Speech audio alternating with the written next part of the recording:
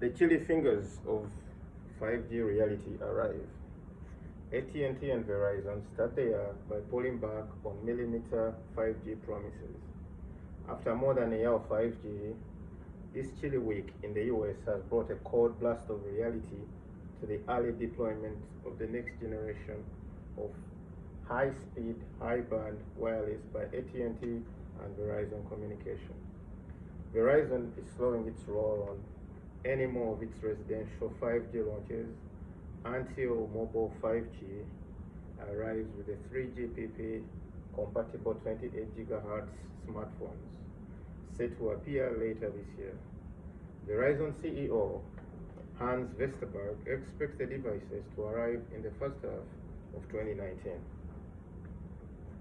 Verizon is using the 28 GHz millimeter wave band for both the fixed 5G home service it offers in parts of US for cities, in limited areas of Houston, Indianapolis, Los Angeles, and Sacramento. The operator intends to use the same frequency for its standard mobile service.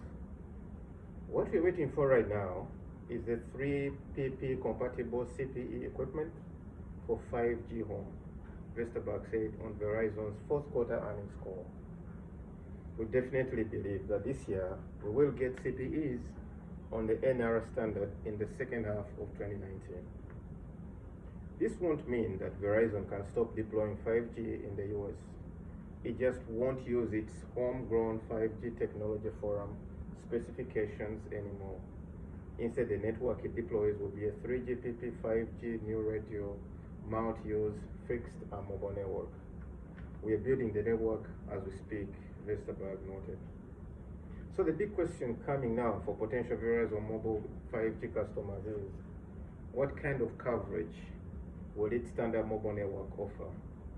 There's no solid data on this yet from Verizon, but remember that the fixed option offered coverage in the ranges of 2,000 feet.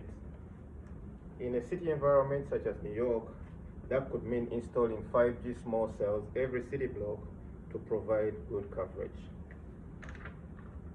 Meanwhile, on a 5G device side, millimeter waves antennas use such tiny signals that they can be blocked by a human hand. Fun, right? Rival AT&T, meanwhile, appear to have concluded this week that its millimeter wave standard 3GPP mobile 5G efforts will be similarly limited to the US. The operator has parts of 12 markets up and running now and plans 7 more this year. After that, AT&T promises with low band to bring 3GPP 5G nationwide through the last half of 2019 and into 2020. In fact, AT&T CEO Randall Stephenson said this week that he sees millimeter wave 5G becoming a wired broadband alternative over a 3 to 5 year time frame, serving as a true replacement opportunity to take on cable broadband. That gives the impression that AT&T is becoming realistic about the capabilities of millimeter wave technology. The time frame suggests far more network build-out is required to support services that can offer cable-like broadband performance or better for millimeter waves. Of course, the CEO didn't provide much additional information about that beyond his comments on the earnings call. Nevertheless, AT&T and Verizon statements start the year off with a more realistic approach to millimeter wave 5G in 2019 and beyond. Let's see what happens next.